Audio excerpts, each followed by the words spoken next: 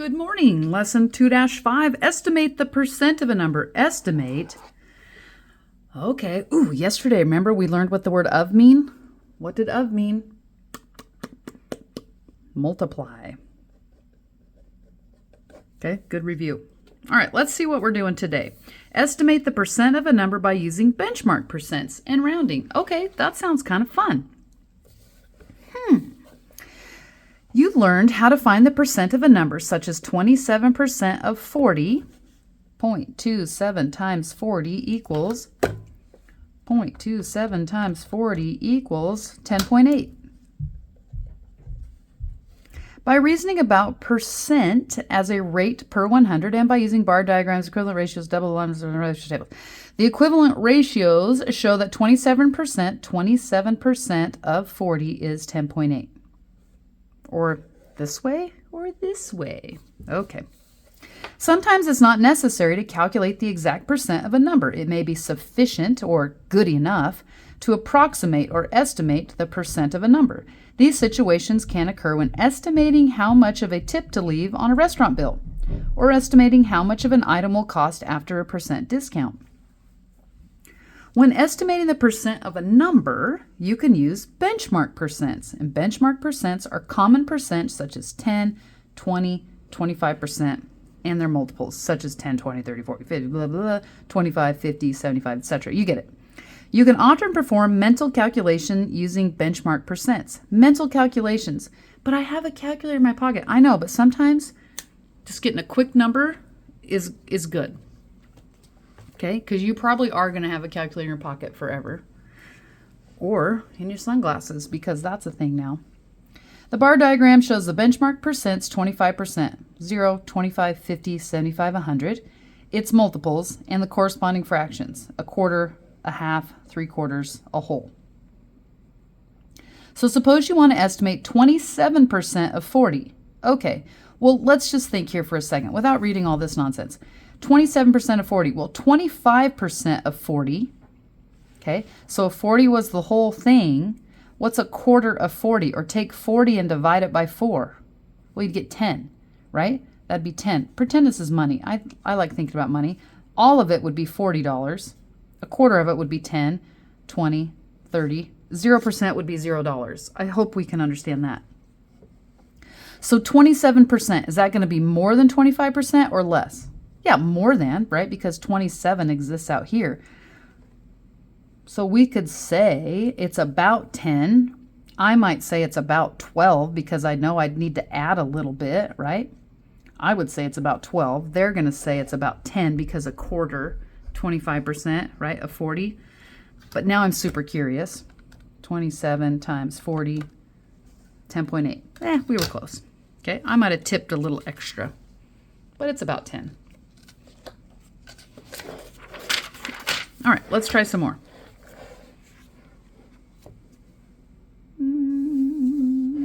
Get me to a new problem. Ooh, gosh, all of that. Why didn't I want to do that? Example 1. Let's do this one.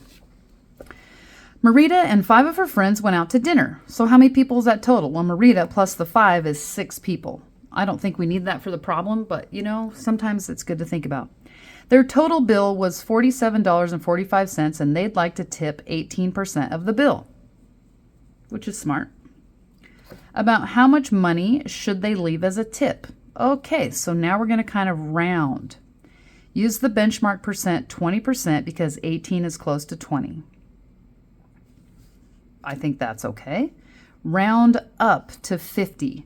Here's what I would say. If you're going to round your percent up, round your whatever you're figuring also up so that they both go up incrementally. If your percent went down, I would take this number and go down a little bit, the second number, okay? So let's take our $50 and that's our 100%. And they're going to say, well, what's about 10%? So they divided by 5. Why 5? Well, because 20% is 1/5 here. We've done that before. 100 divide 5 is 20. So if we break this into 5. So then 50 broken into 5 would be 10. So their tip should be $10. If you were just going to do some quick math in your head, 20%, of $50, right? 20% is 0.2 times 50. 2 times 5 is 10. The 0, the decimal, boom, $10. Okay, so is about $10. And look, they even used, wait, where did they put it? Oh, they're squiggly. Here it is. The squiggly one, approximately, which we have been talking about. Okay, so let's do one on our own. Of the 78 campers at youth camp, 63% have birthdays in the spring. About how many campers have birthdays in the spring? I just want to know 100%, but ugh. I mean, I want to know accurately. Let's not do it. So let's take this one down. Or should we go up? Because we could have 80 campers. Let's have 80 campers at 65%. Okay. 80 campers, 65%. Here's what they're going to want you to do. 65%. 80 is that. How do you get from here to here? Times by 0.8, but let's not be crazy. Times by 1, no, that's not right. Divided by 1.25. Divide by 1.25. So if you divide this by 1.25,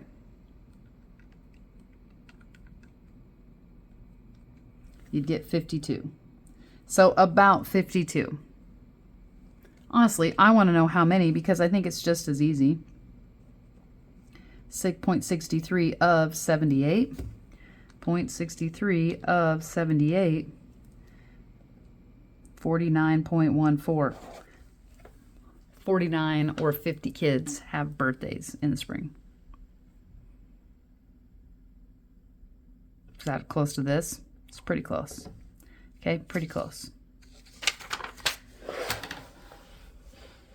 Let's go down to this check. Estimate 76% of 122. Sorry, my eye itched. Let's do 76% of 122. What if we rounded both of them up? I'm going to make this one 120 and this one 80. Okay. And we did, if we knew that 10% is 12, if 10% equaled 12, okay, because we'd move our decimal 1 for 10%, 12, and I have 80%, I'd times that by 8. So 80% would be timesing this by 8. 8 times 2 is 16, carry the 1, 96.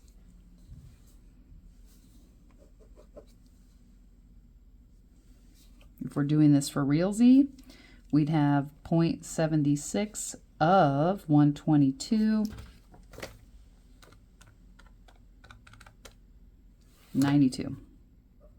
Did we do close? Yeah, we did pretty close. But we went up a percent and then we went down in our estimate, so that's why our estimate was a little big. Okay, let's look at our homework real quick.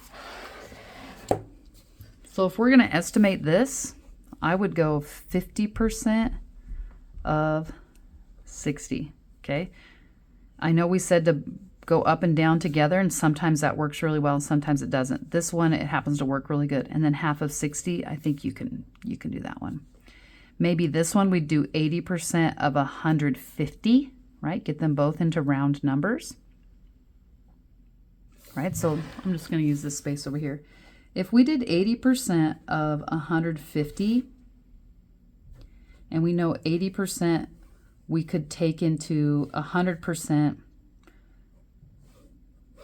if we broke that into 10, 1, 2, 3, 4, 5, 1, 2, 3, 4, 5, right? If this was 100%, 80% is going to be to here. And if all of that is 150, can you take 150 and divide by 10? Yeah, and you'd have 15 in each box, right? And then 15 times 8 would give you your estimate there, okay?